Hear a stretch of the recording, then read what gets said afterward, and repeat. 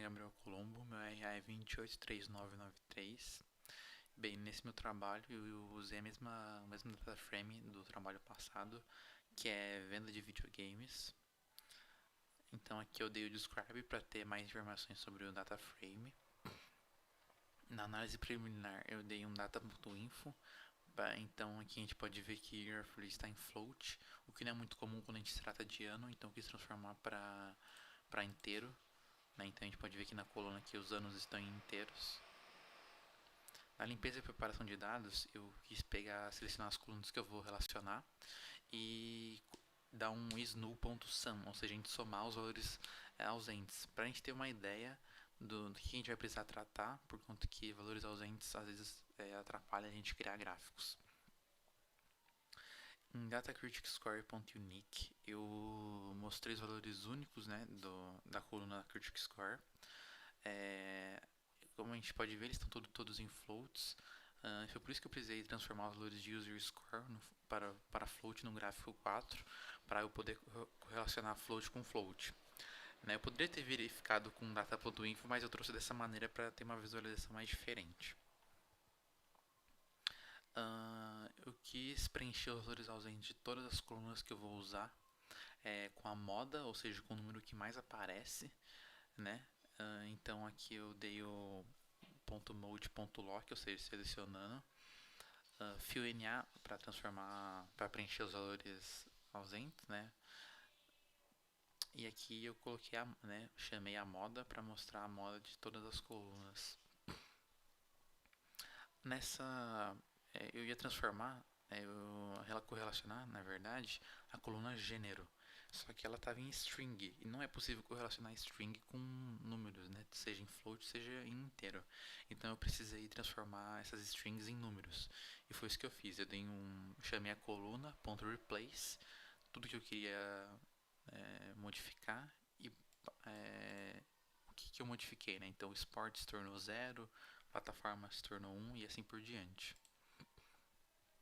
E chamei a base de dados para mostrar se tinha feito de maneira correta. Na parte dos gráficos, o primeiro gráfico que eu correlacionei, que eu fiz foi o XBeam, onde eu correlacionei Critic Score com o gênero. Então nesse gráfico a gente pode analisar uma maior concentração na nota 90 para o gênero 8. E também os outros gêneros possuem um score parecido, né, com o valor de 70. Nesse gráfico aqui eu quis correlacionar a distribuição de gênero de jogos por ano de lançamento.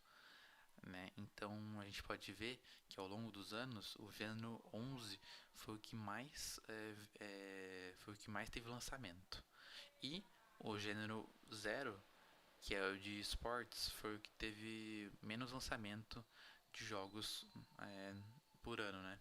Para fazer esse gráfico eu tive que dar um group by, né, para juntar as duas colunas, e fillNA para transformar os valores ausentes em 0, as cores, e plotar o gráfico.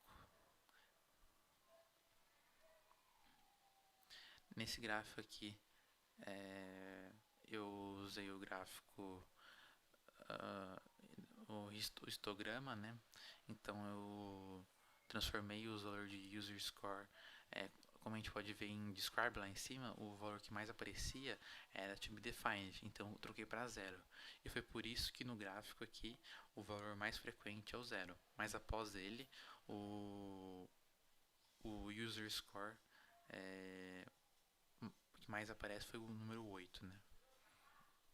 Então para fazer isso eu transformei em float, como eu tinha dito anteriormente, e plotei o gráfico. Nesse gráfico aqui eu quis correlacionar a média das vendas globais de cada tipo de gênero de jogo, né? E então pode-se concluir que o gênero 1, né, de plataforma, obteve uma maior média de vendas, e o gênero 10, aventura, teve uma menor média de vendas, né? Como a gente pode ver aqui, o gênero 1, maior média, e o gênero 10 teve a menor média de vendas. para fazer isso, né, eu tive também que dar um group by, plotar o gráfico e com a cor, e esse é meu trabalho.